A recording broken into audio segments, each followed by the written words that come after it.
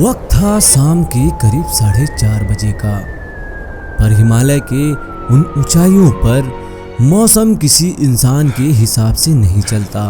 आर्यन, देव और समर, ये 3 दोस्त पिछले 5 घंटे से लगातार ट्रैक कर रहे थे। उनका टारगेट था एक छोटा सा बेस कैंप, पर उन्हें वहां पहुंचने में बहुत ज़्यादा देर हो चुकी थी। टेम्परेचर तकरीबन -15 डिग्री गिर चुके थे। आसमान जो कुछ देर पहले नीला था, अब बिल्कुल काला और भयंकर हो चुका था। और फिर अचानक वो बर्फीली तूफान शुरू हो गई, जो किसी की भी रूह कपा देने में तत्पर थी। आर्यन, मेरा कॉम्पास काम नहीं कर रहा भाई। देव की आवाज़ हवा के शोर में दब रही थी। उसने अपने मोटे ग्लव्स में पकड़ा हुआ कंपास ठोका।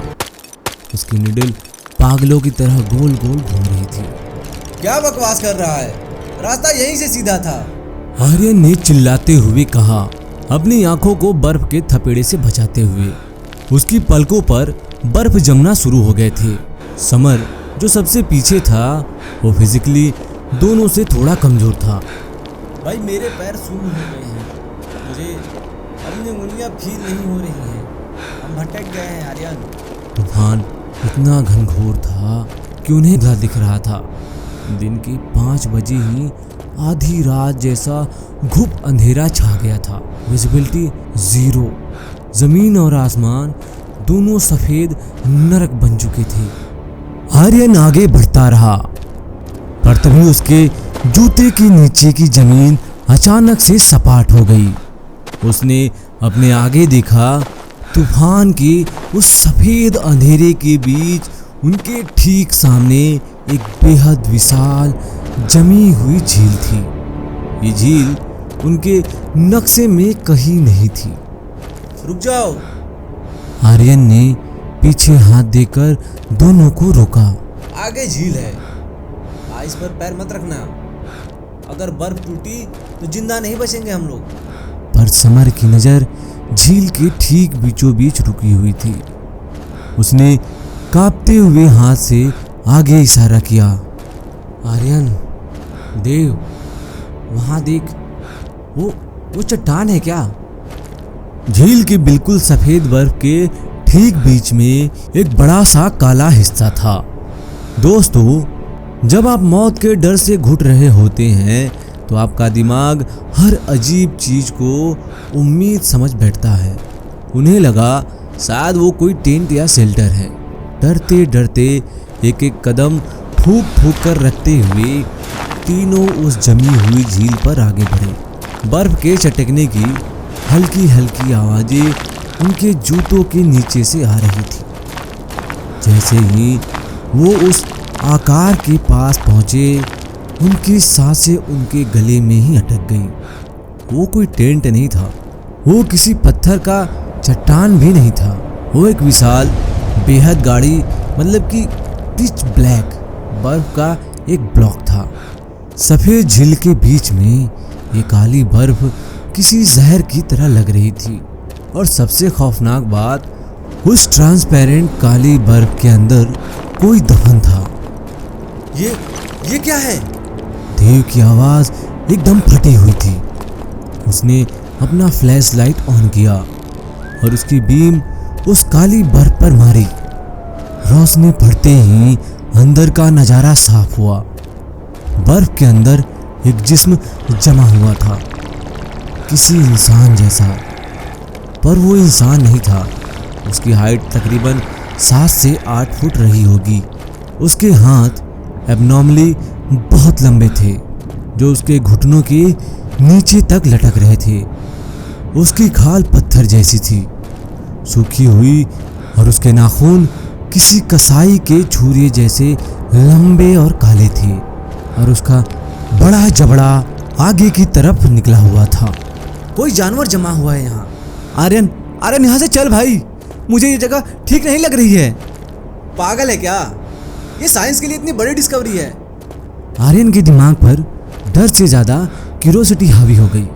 उसने अपने बैग से हैवी आइस एक्स निकाली मैं थोड़ी सी बर्फ तोड़कर सैंपल ले लेता हूँ। नहीं आर्यन, मत कर। देव और समर एक साथ चिल्लाए, पर तब तक आर्यन ने अपनी कुल्हाड़ी उस खाली बर्फ पर जोर से मार दी थी। कुल्हाड़ी लगते ही उस खाली बर्फ में ऊपर से नीचे तक एक दरार आ गई। तीनों दोस्त जम गए। पूरा तूफान जैसे एक सेकंड में ही शांत हो गया हो, और ठीक उसी सेकंड दिमाग हिला देने वाली चीज हुई। उस जमे हुए शैतान की आंखें अचानक से खुल गईं। पीली चमकती हुई भेड़िए जैसी आंखें, और वो आंखें बर्फ के अंदर से सीधा आर्यन को घूर रही थी। उस शैतान के सड़ चुके होठ धीरे से खुले, दरार और चौड़ी हुई, और उस सॉलिड बर्फ के अंदर से एक भारी घरघराती हुई आवाज आई, भूख। दोस्तों, सर्वाइवल इंस्टिंक्ट इंसान से वो सब करवा सकती है जो उसने कभी सोचा भी ना हो। उन आंखों को देखते ही आर्यन की आइस एक्स उसके हाथ से छूटकर बर्फ पर गिर गई। आर्यन अपनी आखिरी सांस लगाकर चीखा, भागो। बिना मुड़कर देखे वो तीनों उस झील पर पागलों की तरह भागने लगे। झील की बर्फ उनके कदमों के नीचे से चटक रही थी, पर उन्हें परवाह नहीं थी। तूफान अब पहले से भी दोगुनी रफ्तार से चल रहा था। जमीन की 3 फुट गहरी बर्फ उनके पैरों को पकड़ रही थी, पर वो डर के मारे बस आगे बढ़ते जा रहे थे। उसने बर्फ तोड़ दी है, वो बाहर आ गया है। समर रोते हुए भाग रहा था। पीछे मुड़ने की हिम्मत किसी में भी नहीं थी। किस्मत से उन्हें एक पुराना सड़ा हुआ लकड़ियों का केबिन दिख गया। वो तेजी से उस केबिन की तरफ दौड़े। दरवाजे पर बर्फ जमी थी। आर्यन और देव ने मिलकर दरवाजे पर जोर से मारा। दरवाजा चिड़मिड़ाते हुए खुल गया और वो तीनों अंदर गिर पड़े।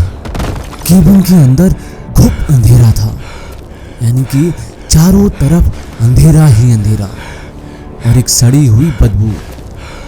तीनों जमीन पर गिरे हुए थे और पागलों की तरह हाँफ रहे थे। फ्लैश लाइट, आग आग जला जल्दी। आर्यन ने कांपते हाथों से लाइटर निकाला। केबिन के बीच में एक पुरानी फायर प्लेस रखी हुई थी, जिसमें कुछ सूखी लकड़ियां भी पड़ी थी। आग जली उस छोटे से केबिन में हल्की सी पीली रोशनी फैल गई। तीनों के चेहरे डर और ठंड से बिल्कुल नीले पड़ चुके थे। भाई उसकी आंखें, वो जिंदा था। वो सदियों पुरानी बर्फ में कैसे जिंदा हो सकता है? समर आग के पास दुबक कर बैठ गया। उसके दांत खटखटा रहे थे। चुप कर समर, वो बस हमारा वहम था। ठंड और ऑक्सीजन की कमी से दिमाग ऐसी चीजें दिखाता है। देव ने चिल्लाकर कहा, हालांकि उसकी अपनी आवाज डर से बुरी तरीके से फट चुकी थी। तभी केबिन के ठीक बाहर से कदमों की आवाज आई। आग की आवाज के अलावा पूरा केबिन शांत हो गया। तीनों की सांसें बिल्कुल पूरी तरह से अटक गईं। वो केबिन की बाहरी दीवार पर चलता हुआ आ रहा था। उसके छुरे जैसे नाखून लकड़ियों को ऐसे खुरच रहे थे जैसे किसी काले बोर्ड पर नाखून रगड़े जा रहे हों। दोस्तों, जब आपको पता हो कि दरवाजे के ठीक उस तरफ आपकी मौत खड़ी है, तो आपके रगों में खून बहना बंद हो जाता है। उन तीनों लड़कों की नज़र उस लकड़ी के दरवाजे पर गड़ी हुई थी। तभी केबिन का भारी दरवाजा हिलने लगा। अंदर नहीं आ पाएगा, दरवाजा बहुत हैवी है। आर्यन ने फुसफुसाते हुए कहा और अपनी बैग से एक छोटी सी ट्रैकिंग नाइफ निकाल ली। देव ने भी जल्दी से फायर प्लेस से एक लकड़ी का जलता हुआ टुकड़ा हाथ में उठा लिया। दरवाजे पर मुक्के पड़ने बंद हो गए। बाहर सिर्फ हवा चल रही थी। नाखूनों की आवाज भी आना आप जैसे गायब हो गई। चला गया। देव ने लंबी रुकी हुई सांसें छोड़ी। उसके हाथों से जलती हुई लकड़ी थोड़ी देर के लिए नीचे चली गई। शायद उसको पता चल गया था कि दरवाजा अब नहीं टूटेगा, पर उन्हें नहीं पता था दोस्तों कि शैतान दरवाजों से नहीं दाखिल होते। मौत बाहर नहीं थी, मौत उनके ठीक सर के ऊपर थी। केबिन की छत जोर से फटी, ऊपर की लकड़ियों और बर्फ को फाड़ते हुए तो लंबे सड़ चुके हाथ बिजली की रफ्तार से अंदर आए। उन छोरों जैसे लंबे नाखून ने सीधा आग के पास बैठे देव को दोनों कंधों से कस के पकड़ लिया। नहीं, बचाओ! देव की चीख उसके गले से निकलने से पहले ही उस जानवर ने उसे एक ही झटके में छत के उस टूटे हुए छेद से ऊपर खींच लिया। आर्यन और समर अपनी जगह पर पत्थर बन गए, वो कुछ कर ही नहीं पाए। बाहर छत से देव की ऐसी दर्दनाक और लंबी चीख गूंजी जिसने उस तूफान के शोर को भी छोटा कर दिया। आर्यन, आर्यन कुछ कर! समर रोते हुए चिल्लाया, लेकिन तभी छत से आने वाली चीख अचानक से एक आवाज के साथ बंद हो गई और अगले ही सेकंड केबिन की उस फटी हुई छत की छेद से देव का कटा हुआ सर ठीक आर्यन और समर के बीच उस जलती हुई आग में आकर गिरा। दोस्तों, हिमालय की इस बर्फ में डर का ये सफर अभी तो सिर्फ शुरू हुआ है।